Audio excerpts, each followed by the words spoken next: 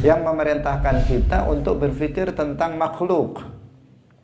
Sehingga para ulama mengatakan bahwa at-tafakkuru fi makhluqatillah ibadatun azimah.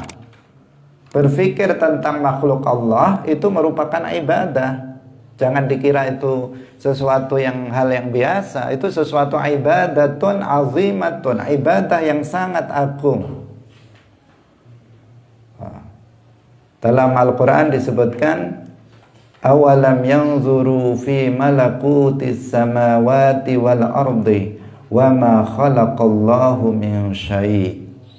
Dan apakah mereka tidak berpikir tentang kerajaan langit dan bumi dan segala sesuatu yang diciptakan oleh Allah? Mereka yang tidak beriman itu, apakah mereka nggak berpikir tentang kerajaan langit dan bumi serta segala sesuatu yang diciptakan oleh Allah? Salamullah ala al-hadi Rasulillah. Assalamualaikum warahmatullahi wabarakatuh.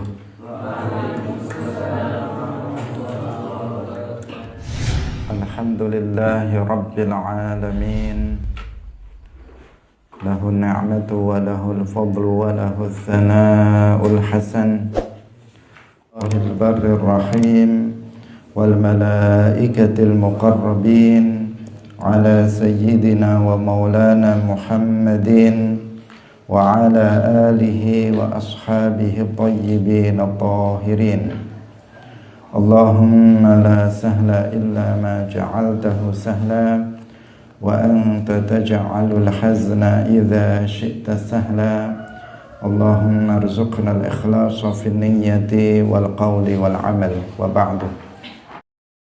وجدد التوبة للأوزار لا تيأسا من رحمة الغفار وكن على آلائه شكورا وكن على بلائه صبورا وكل أمر بالقضاء والقدر وكل مقدور فما عنه مفر فكن له مسلما كي تسلم واتبع سبيل الناسكين العلماء وخلص القلب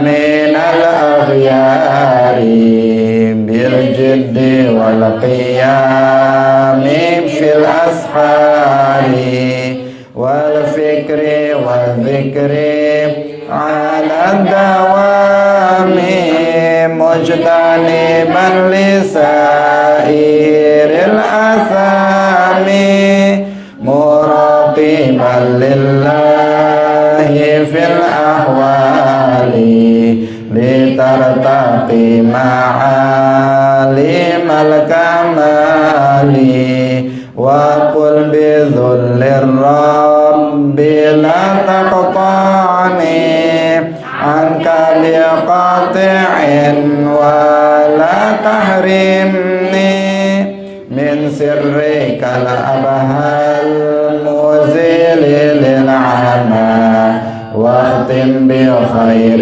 يا رحيم الرحماء والحمد لله على التمام وأفضل الصلاة والسلام على النبي الهاشمي الخاتم وآله وصحبه الأكارم على النبي الهاشمي الخاتم وآله وصحبه الأكارم. Hadirin hadirat kaum muslimin muslimat pemirsa Malik TV rahimakumullah. Alhamdulillah Alhamdulillah, puji syukur marilah kita sampaikan kepada Allah Subhanahu wa taala.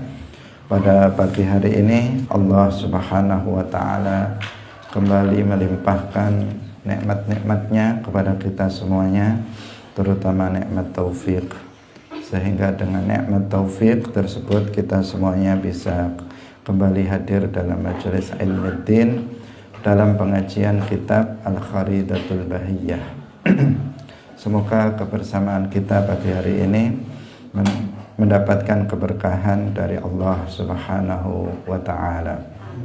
Shalawat dan salam semoga tetap terlimpahkan kepada junjungan kita Nabi Agung, makhluk yang paling mulia, penutup dari seluruh para nabi dan para rasul, pemimpin dari umat manusia nanti pada hari kiamat. Beliau adalah Nabi Muhammad sallallahu alaihi wasallam. Juga pada para sahabatnya, keluarganya, serta seluruh umat Islam yang mengikuti beliau ila yaumil qiyamah. Hadirin hadirat rahimakumullah. Pada pagi hari ini kita masih melanjutkan pembahasan yang kemarin kita bahas, yaitu nazam yang ke-65 dan 66 dari kitab Al-Kharidatul Bahiyah. Mari kita memulainya dengan mengikhlaskan niat kita lillahi ta'ala. Qala al-muallif rahimahullahu ta'ala wa khallisil qalba minal aghyari bil jiddi wal qiyami fil ashari wal fikri wal dhikri ala dawami mujtaniban lisairil athami. Kemarin sudah kita jelaskan bagian yang pertama, wa khallisil qalba, dan bersihkanlah hati kamu dari selain Allah, yaitu dari makhluk, bil jiddi wal qiyami fil ashari, yaitu dengan cara membersihkan hati dengan cara bersungguh-sungguh bangun di waktu malam, melaksanakan sholat-sholat malam fil ashari, terutama di waktu sahur, di sepertiga malam terakhir. Kemudian berikutnya al-muallif Asy-Syaikh Ahmad Dardir mengatakan wal fikri wal dzikri ala dawami.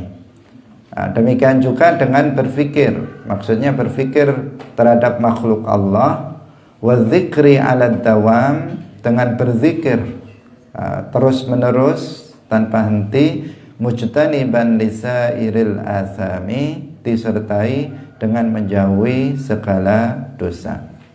Hadirin hadirat rahimakumullah, kita juga diperintahkan untuk berfikir tentang makhluk Allah. Wal fikri, berfikir di sini yang dimaksud adalah berfikir tentang makhluk Allah. Di dalam Islam, berfikir tentang makhluk Allah itu diperintahkan. Diperintahkan. Bukan hanya sekedar boleh kita berfikir tentang makhluk Allah, tetapi kita diperintahkan untuk berfikir terhadap makhluk Allah. Bukan berfikir tentang zat Allah. Karena berfikir tentang zat Allah itu dilarang. Dilarang seseorang berfikir tentang zat Allah. Kenapa? Karena memang kita tidak akan mampu memikirkan zat Allah Subhanahu wa ta'ala. Sebab zat Allah itu bukan jisim, tidak disifati dengan sifat-sifat jisim, sehingga akal manusia tidak bisa menjangkaunya dan tidak akan bisa mengetahui hakikatnya. Sehingga tidak perlu seseorang berfikir tentang Allah, bahkan tidak boleh berfikir tentang zat Allah Subhanahu wa ta'ala. Di dalam hadis Rasulullah sallallahu alaihi wasallam bersabda, la fikrata fir rabbi. Artinya tidak boleh berfikir tentang zat Tuhan. Ibnu Abbas radhiyallahu anhu beliau mengatakan tafakkaru fi khalqillahi wa la tafakkaru fi dzatillahi. Tafakkaru fi khalqillahi, berfikirlah kalian tentang makhluk Allah. Wala tafakkaru fi dzatillahi, dan janganlah kalian berfikir tentang zat Allah. Jadi dilarangnya berfikir tentang zat Allah karena itu yang pertama karena memang akal manusia tidak bisa menjangkau zat Allah yang bukan jisim, yang tidak disifati dengan sifat-sifat benda, sifat-sifat jisim. Karena itu memang nggak mampu kita menjangkaunya. Sekuat apapun akal kita berpikir, maka hasilnya adalah benda. Hasilnya adalah jisim yang bersifatan dengan sifat benda, yang bersifatan dengan sifat jisim. Itu adalah pasti. Nah, sekuat-kuatnya kita berpikir, maka hasilnya tetap itu, tetap benda. Hasilnya tetap jisim. Sementara Allah bukan jisim. Allah bukan benda yang bersifatan dengan sifat benda. Apapun yang kita pikirkan pasti dia berupa benda, memiliki bentuk, memiliki ukuran, berada pada tempat, berada pada arah, pasti seperti itu hasilnya. Sedangkan Allah subhanahu wa ta'ala itu bukan jisim yang berada pada tempat dan arah yang memiliki bentuk ukuran. Sehingga sama sekali akal kita tidak bisa menjangkau zat yang bukan jisim, yang tidak bersifatan dengan jisim.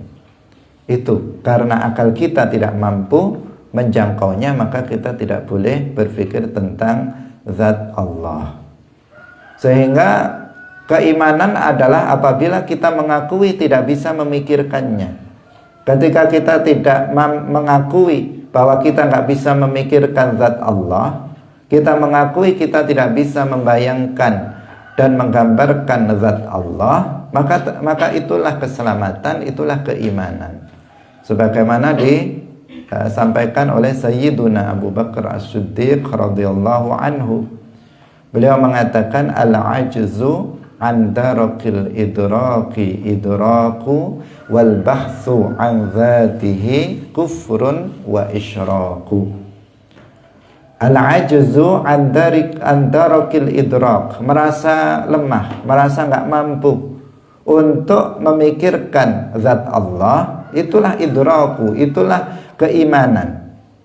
Ketika kita mengakui saya enggak mampu memikirkan zat Allah, karena itu saya nggak berpikir tentang zat Allah, cukup saya meyakini, mengimani bahwasanya Allah itu ada tanpa ada keraguan, dan bahwasanya adanya Allah tidak seperti adanya makhluk, dia bukan benda, tidak bersifatan dengan sifat benda. Titik, udah.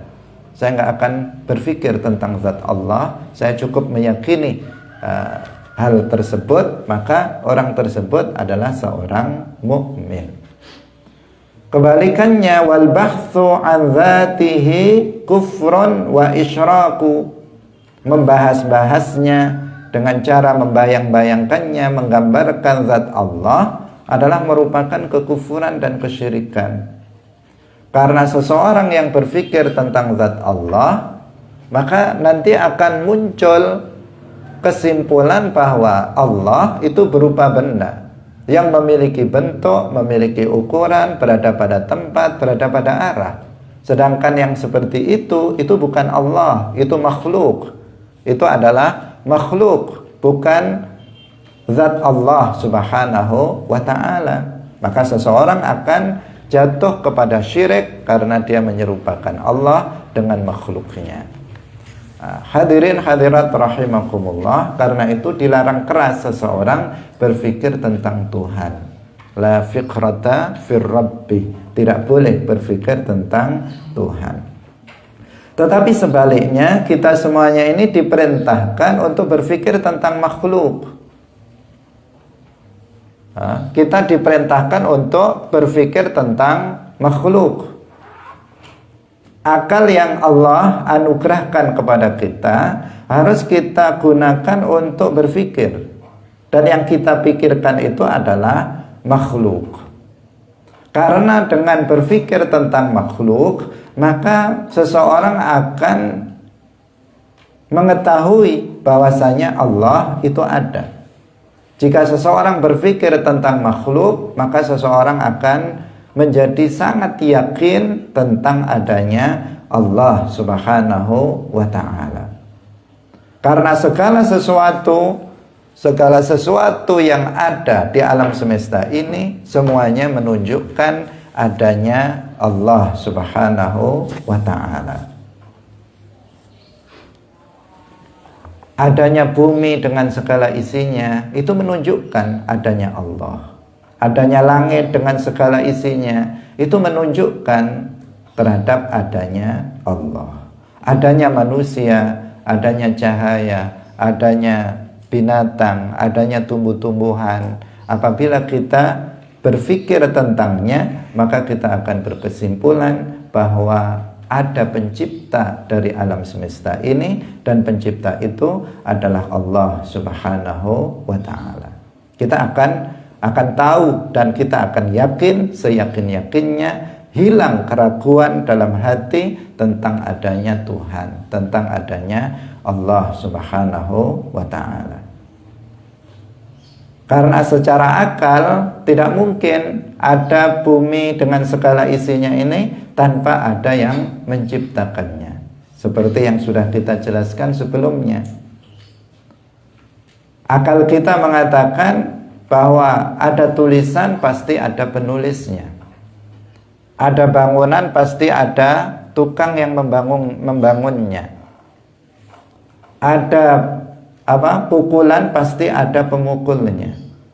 Ada perubahan pasti ada yang merubahnya.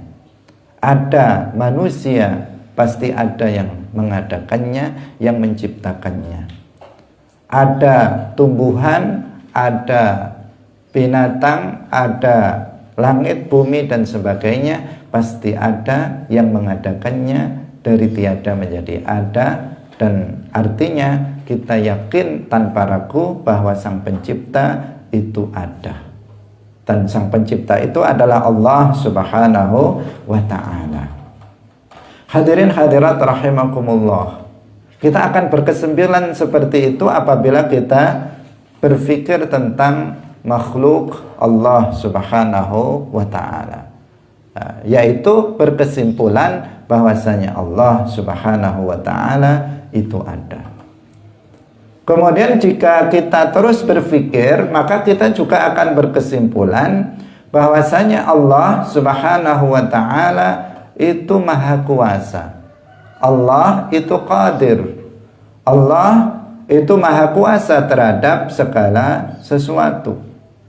Kenapa? Karena adanya alam semesta ini yang begitu menakjubkan, itu tidak mungkin diciptakan oleh zat yang lemah. Tidak mungkin. Kita berpikir tentang manusia saja yang begitu unik, misalnya dalam majelis ilmu ini, kita melihat manusia-manusia di sini. Itu apa? Berbeda-beda, wajahnya beda. Semua punya wajah, tapi wajahnya beda. Semua punya mata, matanya berbeda. Punya alis, alisnya juga beda-beda. Punya mulut, mulutnya juga beda-beda. Punya hidung, hidungnya juga beda-beda. Nah, memiliki sesuatu yang sama tetapi berbeda. Nah, perbedaan-perbedaan itu menunjukkan kekuasaan Allah Subhanahu wa ta'ala. Nah, meskipun semua itu sama tetapi berbeda. Sama tetapi berbeda. Sama punya kepalanya, sama punya tangannya, sama punya kakinya, sama punya matanya, sama punya alisnya, sama-sama punya hidungnya, sama-sama punya lisannya, sama-sama punya telinganya, sama-sama punya rambutnya. Semuanya sama dari satu sisi. Tetapi saya bisa membedakan bahwa ini namanya ini namanya itu, ini namanya itu. Padahal sama-sama memiliki hal yang sama. Kenapa? Karena ada perbedaan di antara mereka semuanya, yang itu semuanya menunjukkan kekuasaan Allah Subhanahu wa ta'ala. Tidak mungkin hal yang seperti ini diciptakan oleh atau tidak diciptakan atau diciptakan oleh zat yang lemah, tidak mungkin. Tidak mungkin diciptakan oleh zat yang lemah, pasti diciptakan oleh zat yang maha kuasa terhadap segala sesuatu. Itu masih berpikir tentang itu. Belum kalau kita berpikir tentang tumbuh-tumbuhan dengan segala macamnya. Semua tumbuh dari tanah yang sama. Tetapi ketika muncul berbeda-beda. Ada yang namanya mangga, ada yang namanya rambutan, ada yang namanya jambu, ada yang namanya apa lagi? Apel, ada yang namanya jeruk dan sebagainya. Rasanya beda-beda, bentuknya juga berbeda-beda. Sudah seperti itu, satu jenis tanaman saja ketika tumbuh juga berbeda-beda. Misalnya jambu yang keluar beda-beda. Ada yang jambu warnanya hijau, ada yang warnanya merah, ada yang merah muda, macam-macam. Bentuknya juga berbeda, rasanya juga berbeda. Padahal muncul atau keluar tumbuh dari tempat yang sama, mengeluarkan jenis yang sama, sama-sama jambu, tetapi dari sisi rasa berbeda-beda, dari sisi warna berbeda-beda, dari sisi bentuk berbeda-beda. Itu semuanya apa? Menunjukkan kekuasaan Allah. Jika kita mau berpikir, maka kita akan berkesimpulan bahwasanya Allah Subhanahu wa ta'ala itu maha kuasa terhadap segala sesuatu. Belum lagi binatang dengan segala jenisnya. Jangankan keluar, kita berpikir keluar, berpikir tentang diri kita sendiri saja, kita juga sudah akan menyimpulkan sebuah kesimpulan besar bahwasanya Allah Subhanahu wa ta'ala itu maha kuasa. Berpikir tentang panca indera kita misalnya, berpikir tentang sesuatu yang ada pada diri kita. Misalnya berpikir tentang telinga, letak telinga misalnya, letaknya di kanan dan di kiri. Kenapa telinga tidak di atas misalnya, atau di bawah sini? Misalnya mata, letaknya di kanan dan di kiri. Kenapa tidak di depan dan di belakang, atau di batuk sini misalnya matanya? Semuanya itu ada hikmah. Kalau kita mau kita pikirkan, maka semuanya sudah pas, semuanya sudah sesuai dengan fungsinya. Hidung misalnya, kenapa tidak menghadap ke atas, tetapi menghadap ke bawah? Bisa-bisa kalau hujan bingung, bisa pilek terus misalnya. Lisan berada di bawah hidung dan sebagainya. Nah, ini semuanya apa? Ini semuanya kalau kita mau berpikir, pasti akan kita mengatakan Allah itu maha kuasa. Allah itu maha kuasa. Belum lagi yang lain-lainnya apabila kita pikirkan. Ketika kita makan dan minum, kita makan dan minum melalui satu jalan, lewat mulut. Kita makan lewat mulut, kita minum juga lewat mulut. Tetapi kemudian masuk ke dalam badan kita. Ketika keluar sudah beda-beda. Yang satu lewat depan, yang satu lewat belakang. Yang bekas-bekas makanan itu lewat belakang, yang bekas minuman lewat depan. Dipisahkan. Nah, bagaimana memisahkannya kita nggak tahu. Allah yang maha mengetahuinya. Sedangkan makanan itu di dalam tubuh kita berubah. Makanan itu berubah menjadi tenaga. Yang asalnya lemas kok menjadi kuat dengan sebab makan. Makanan bisa berubah menjadi tenaga, berubah menjadi darah, berubah menjadi daging, berubah menjadi tulang, sumsum dan sebagainya. Itu semuanya bukan kita yang menciptakannya. Kita hanya pokoknya masukkan aja lah, dimasukkan. Ada makanan masukkan, ada minuman masukkan. Sementara kita nggak melakukan apa-apa di dalam sini, di dalam badan kita, itu ada sesuatu yang luar biasa di dalamnya, ciptaan Allah Subhanahu wa taala, yang kemudian dengan itu Allah Subhanahu wa taala memberikan kemanfaatan untuk kehidupan manusia. Itu semuanya apa? Menunjukkan kekuasaan Allah Subhanahu wa taala. Maka berpikirlah. Manusia itu berpikir, seorang mukmin harus terus berpikir. Berpikir tentang diri kita sendiri, berpikir tentang makhluk, berpikir tentang apa yang kita lihat,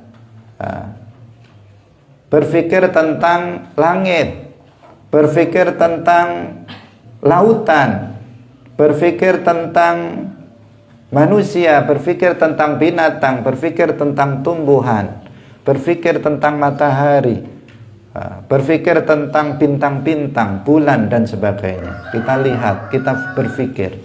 Jangan sekedar dilihat, tetapi difikirkan juga. Bukan sekedar dilihat. Kebanyakan kita hanya sekedar dilihat. Sehingga apa? Ya, nggak ada hasil, karena sekedar dilihat. Kalau sekedar dilihat, hasilnya ya cuman apa? Oh, itu bagus. Oh, itu jelek. Cuman begitu saja. Tetapi kalau difikirkan, maka akan muncul kesimpulan yang menjadikan, yang menguatkan keimanan kita. Itulah maka di dalam Al-Quran banyak sekali ayat-ayat Al-Quran yang memerintahkan kita untuk berpikir tentang makhluk. Sehingga para ulama mengatakan bahwa at-tafakkuru fi makhluqatillah ibadatun azimah.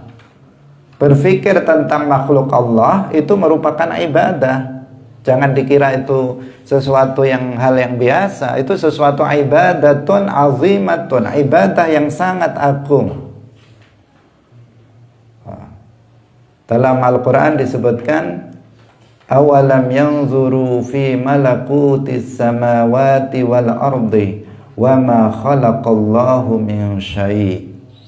Dan apakah mereka tidak berpikir tentang kerajaan langit dan bumi dan segala sesuatu yang diciptakan oleh Allah? Mereka yang tidak beriman itu, apakah mereka nggak berpikir tentang kerajaan langit dan bumi serta segala sesuatu yang diciptakan oleh Allah? Karena seandainya mereka berpikir, maka mereka akan beriman kepada Allah Subhanahu wa ta'ala. Tentang diri kita, Allah Subhanahu wa ta'ala berfirman, wa fi anfusikum afala tubsirun. Dan tentang diri kalian, tidakkah kalian berpikir tentang diri kalian? Apakah kalian gak berpikir tentang diri kalian sendiri? Jika kita berpikir tentang diri kita, gak usah jauh-jauh, maka kita juga akan mengetahui kemahakuasaan Allah. Kita akan mengetahui Allah itu ada dan Dia tidak serupa dengan kita, dan bahwasanya Allah Subhanahu wa ta'ala itu maha kuasa. Gak usah jauh-jauh. Nanti kalian minta, nanti kita jalan-jalan ke pantai ya, untuk tafakkur. Untuk tafakkur bimakhluqatillah. Kita nanti jalan-jalan ke Gunung Kelut sana untuk tafakkur. Ya nggak apa-apa kalau memang betul-betul untuk tafakkur fi makhluqatillah, berpikir tentang makhluk Allah, tadabbur, berpikir di pantai, lihat lautan yang luas, kemudian kita berpikir tentang makhluk Allah. Kita ke pegunungan misalnya, kita berpikir tentang makhluk Allah. Tentu sesuatu yang baik, bukan sesuatu yang tercela, bahkan itu diperintahkan. Tetapi kalau berpikir tentang makhluk, nggak usah jauh-jauh. Kita semuanya makhluk. Diri kita sendiri makhluk. Kalau mau kita berpikir tentang diri kita sendiri saja, sudah nggak ada habisnya kita dalam berpikir. Berpikir tentang apa yang kita lihat. Kamu arahkan mata kamu ke atas, ke langit. Makhluk Allah yang begitu luas, yang tidak jatuh meskipun nggak ada tiangnya. Fikirkan itu. Fikirkan awan. Fikirkan matahari yang setiap hari bisa kita lihat. fikirkan bulan, fikirkan bintang-bintang di langit. Itu saja kalau kita mau berpikir tentang itu kita sudah akan mengetahui kebesaran kemahakuasaan Allah Subhanahu wa ta'ala. Nggak usah kita kemudian ayo kita tafakkur ya ke pantai misalnya. Padahal di sana ada banyak hal yang lainnya yang nanti membawa menjadikan seseorang bermaksiat kepada Allah. Meskipun itu juga boleh kalau misalnya seseorang memang betul-betul ingin tafakkur bi makhluqatillah. Tetapi kita tahu bahwa makhluk Allah artinya kullu ma siwallah, segala sesuatu selain Allah adalah makhluk. Makhluk itu bukan hanya gunung, makhluk itu bukan hanya lautan, makhluk itu bukan hanya tempat-tempat wisata, tetapi makhluk itu ya segala sesuatu selain Allah. Kalau kamu mau berpikir tentang makhluk Allah, cukup kamu lihat teman kamu saja. Kamu lihat, sungguh menakjubkan teman saya ini. Sehingga sehingga dia akan mengetahui kebesaran kekuasaan Allah Subhanahu wa ta'ala. Hadirin hadirat yang dirahmati oleh Allah Subhanahu wa ta'ala, di dalam ayat yang lain Allah Subhanahu wa ta'ala berfirman, inna fi khalqis samawati wal ardi wa ikhtilafil laili wan nahari la ayatul liulil albab. Sesungguhnya dalam penciptaan langit dan bumi, perbedaan siang dan malam dan siang, itu terdapat tanda-tanda kekuasaan Allah bagi orang-orang yang mau berpikir. Penciptaan bumi dan langit, perbedaan siang dan malam, tadi malam, sekarang berubah siang, nanti berubah malam. Itu dalam semua itu terdapat tanda kekuasaan Allah Subhanahu wa ta'ala, tetapi itu semuanya adalah bagi orang yang mau berpikir. Kalau seseorang nggak berpikir, ya dia tidak bisa mengetahui tentang kekuasaan Allah Subhanahu wa ta'ala ini. Karena itu maka kita berpikirlah. Kalau kita berpikir, pertama tadi kita katakan keimanan kita akan kuat. Kita akan semakin yakin bahwasanya Allah itu ada. Kita akan semakin yakin bahwasanya Allah Subhanahu wa ta'ala itu maha kuasa. Akan menjadikan kita itu kuat dalam keimanan. Kemudian juga akan mendorong kita untuk kuat juga dalam beribadah kepada Allah. Mendorong kita juga untuk menjauhi kemaksiatan kepada Allah.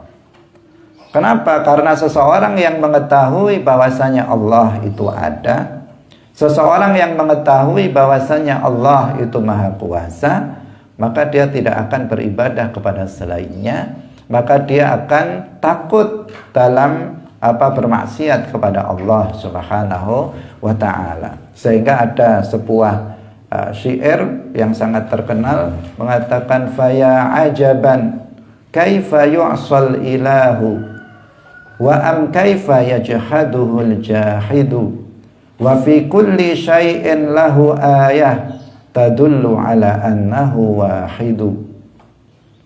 Faya ajaban kaifa yu'sal ilahu, sangat menakjubkan bagaimana bisa Tuhan itu dimaksiati, didurhakai. Bagaimana bisa Tuhan itu didurhakai? Wa am kaifa yajhaduhul jahidu, dan bagaimana bisa orang-orang kafir itu mengingkari tentang adanya Tuhan? Padahal wa fi kulli syai'in lahu ayatu, padahal dalam segala sesuatu, dalam setiap sesuatu yang ada di alam semesta ini ada tanda tentang adanya Allah, ada tanda tentang kemahakuasaan Allah, tadullu ala annahu wahidu, yang semuanya menunjukkan bahwasanya Allah itu wahid, esa, tidak ada sekutu baginya, bahwa hanya Dia saja yang berhak untuk disembah. Bagaimana bisa seseorang kemudian mengingkari adanya Allah? Bagaimana bisa seseorang bermaksiat kepada Allah sementara dalam alam semesta ini semuanya menunjukkan tentang adanya Allah Subhanahu wa taala dan kemahakuasaan Allah Subhanahu wa taala. Maka tafakkur at-tafakkur fi makhluqatillah, berpikir tentang makhluk Allah ini menjadi sesuatu yang sangat penting. Sangat penting. Gunakan akal kalian untuk berpikir tentang makhluk Allah. Jangan punya akal tidak dipakai. Jangan punya akal untuk memikirkan sesuatu yang nggak penting untuk difikirkan. Tetapi gunakan akal kita untuk berpikir yang bisa menjadikan kita atau yang menjadikan iman kita menjadi lebih kuat, yang menjadikan kita lebih bersemangat di dalam beribadah dan meninggalkan perkara-perkara yang diharamkan. Hadirin hadirat yang dirahmati oleh Allah Subhanahu wa taala.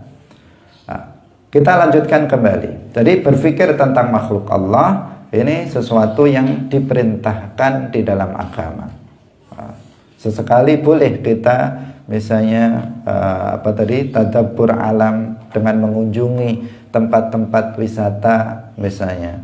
Tetapi wisata alam yang di sana terkenal dengan keindahannya misalnya, maka itu juga tidak masalah jika memang kita menginginkan di sana untuk berpikir tentang makhluk Allah Subhanahu wa taala, tetapi kita katakan tadi berpikir tentang makhluk Allah tidak menunggu itu. Kapanpun, dimanapun kita bisa berpikir tentang makhluk Allah.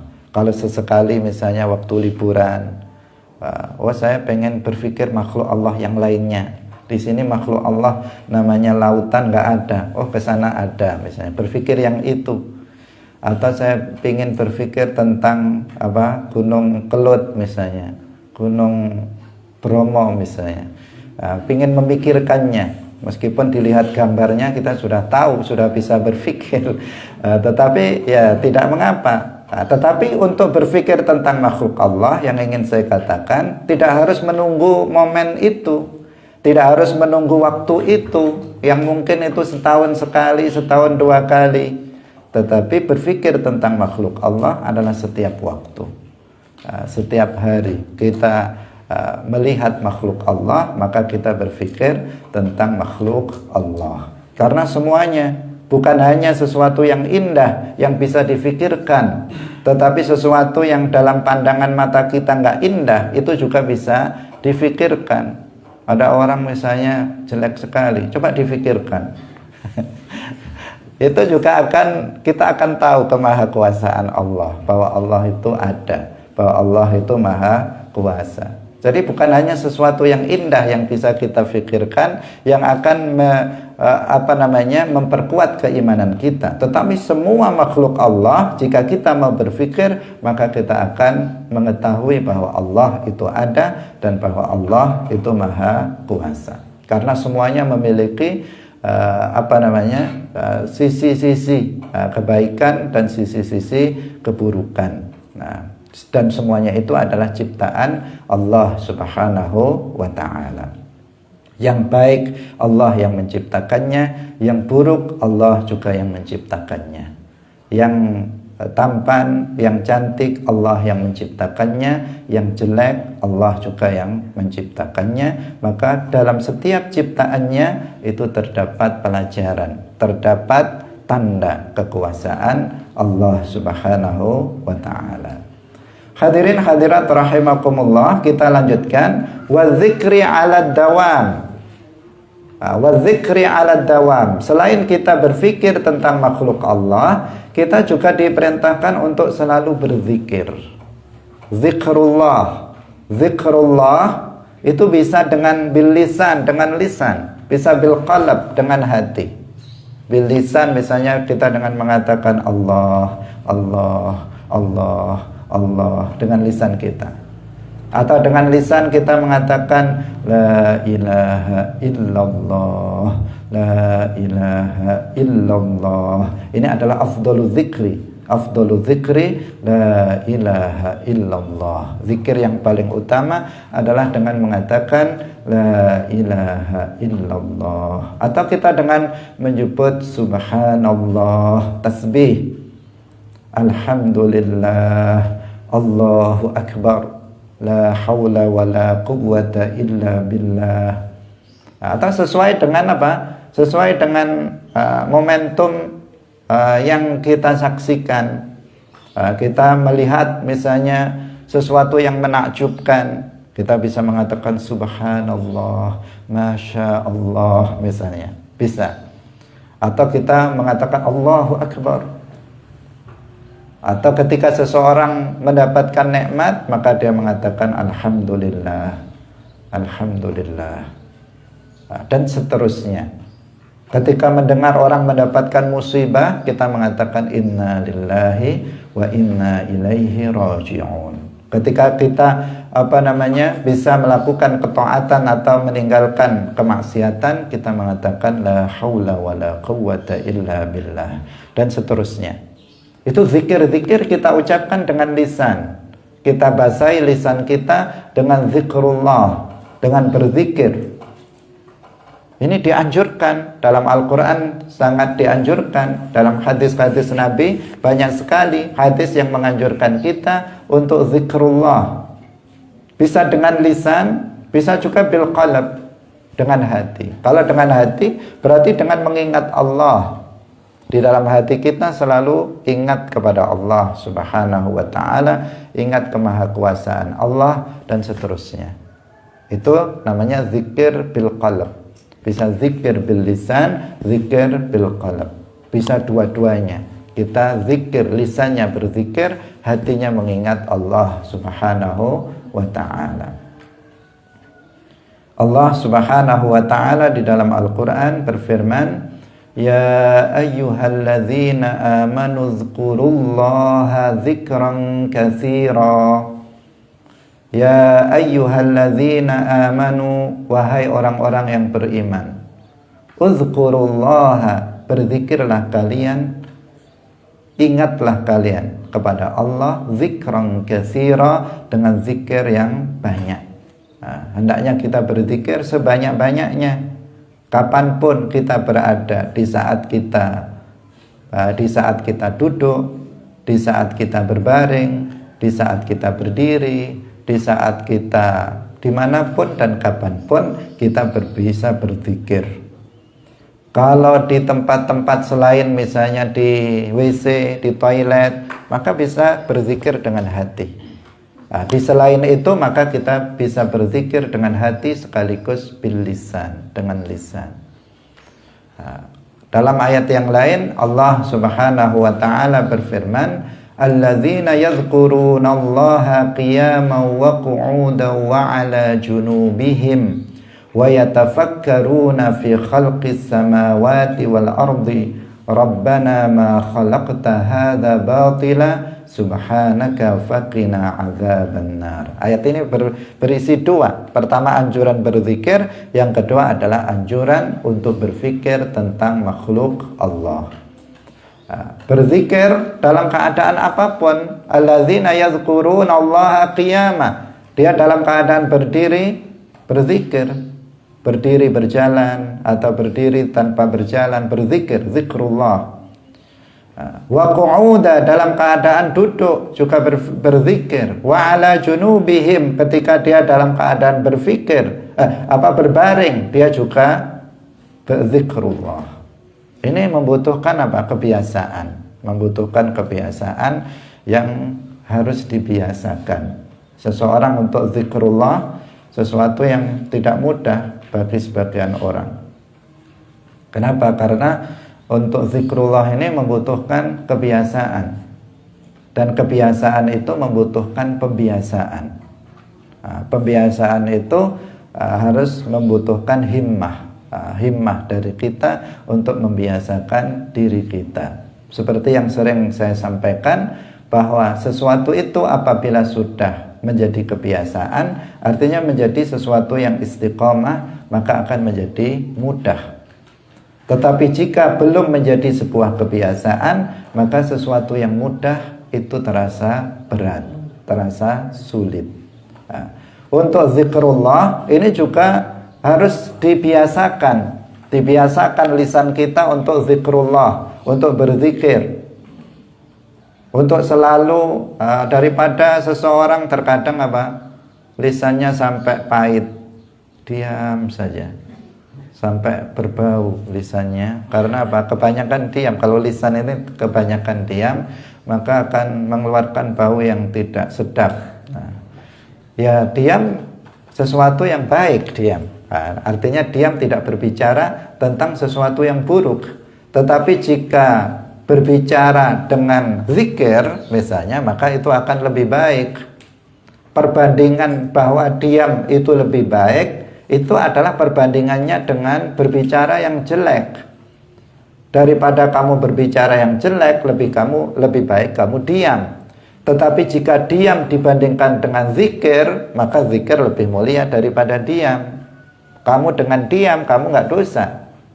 Tetapi jika kamu tidak diam, tetapi kamu zikrullah, kamu mengatakan Allah, Allah, la ilaha illallah, dan sebagainya, maka itu akan menjadi sesuatu yang sangat mulia, sesuatu yang berpahala, sesuatu yang akan bisa menghasilkan pahala nanti pada hari kiamat.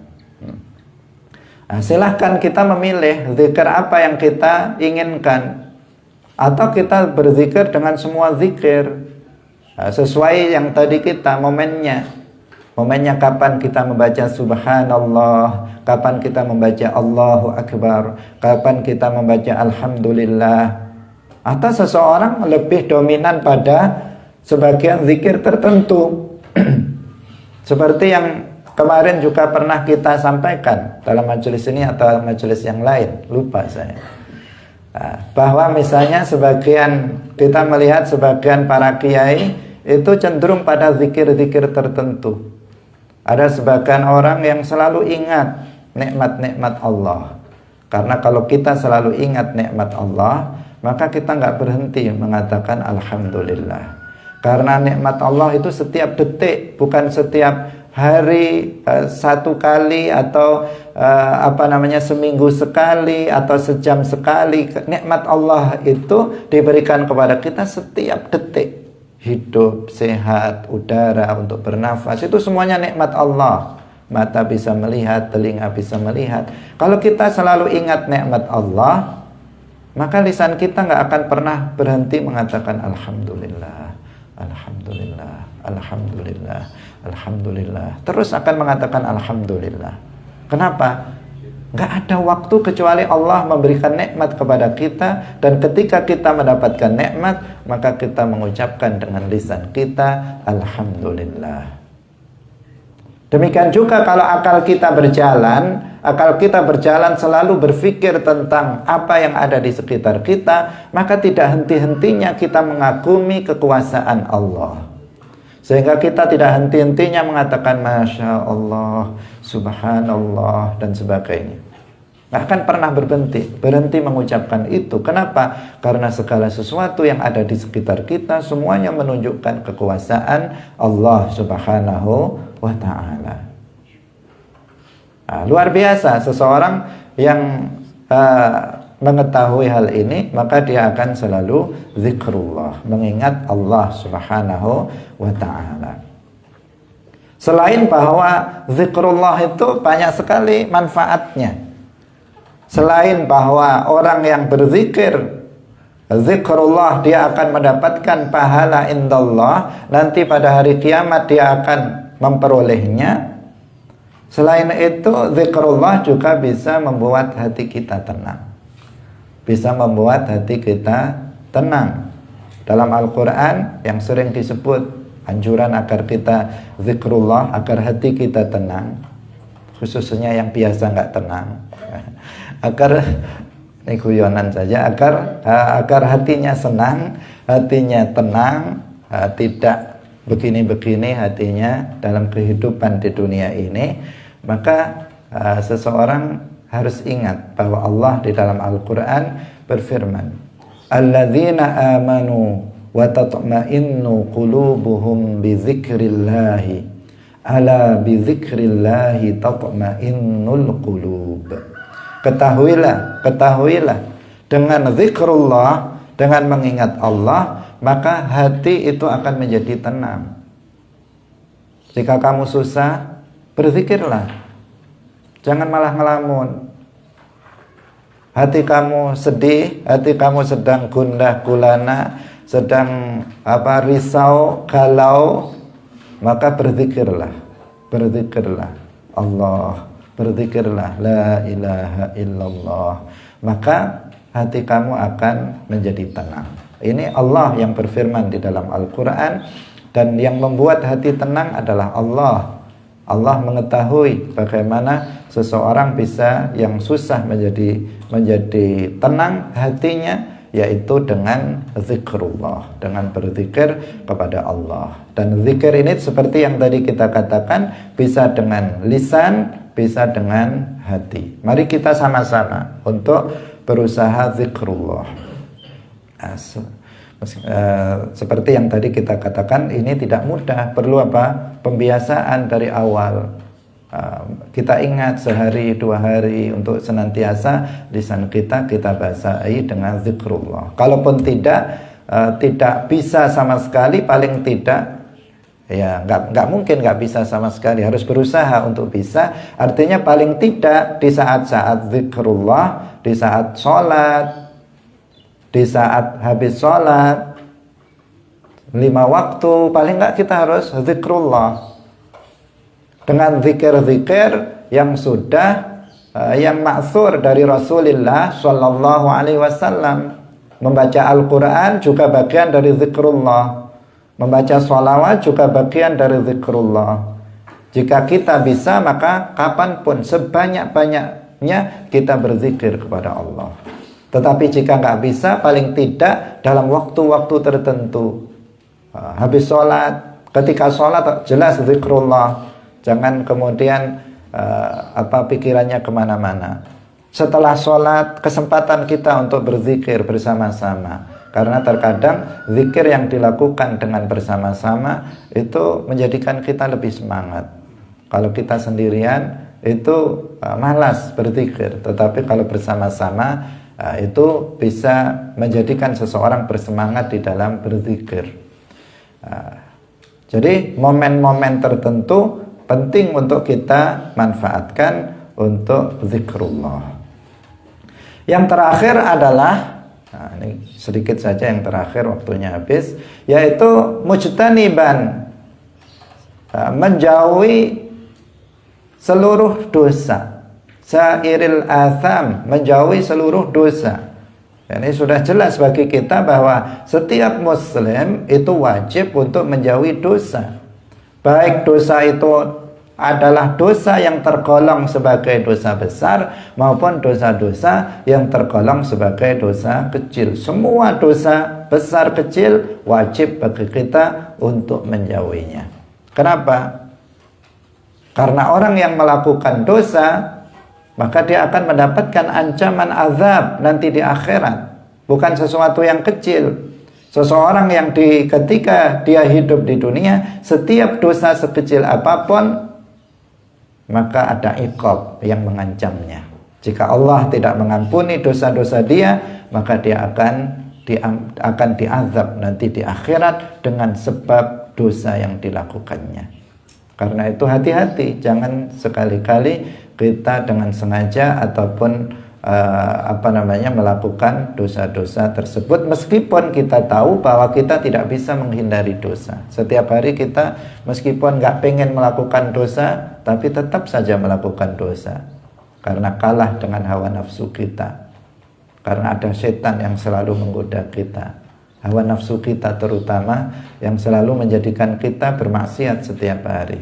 Tapi kemarin sudah kita bahas ketika dalam bab taubat, ketika kita melakukan dosa, maka sebaik-baik orang yang melakukan kesalahan adalah yang bertaubat.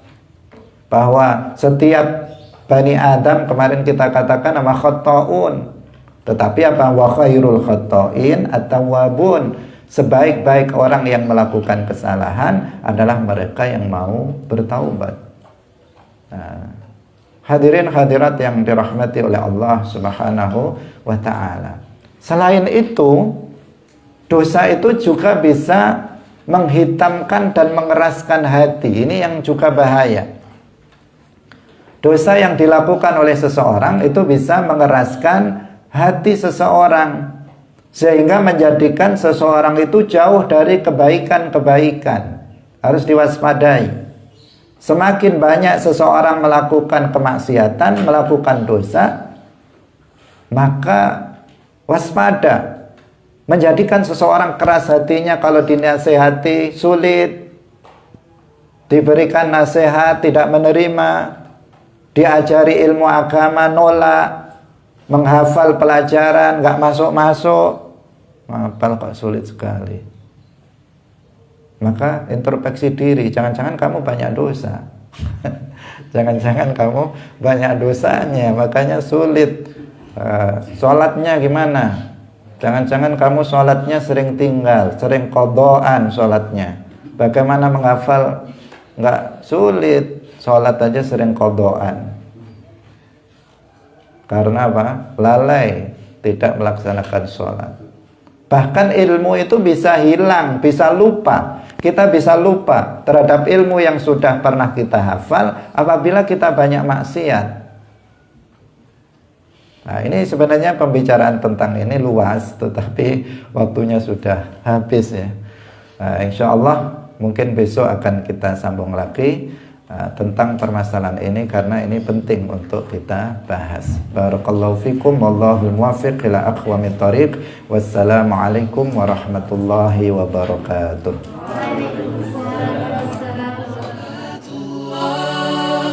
Salamullah ala al-hadi Rasulillah.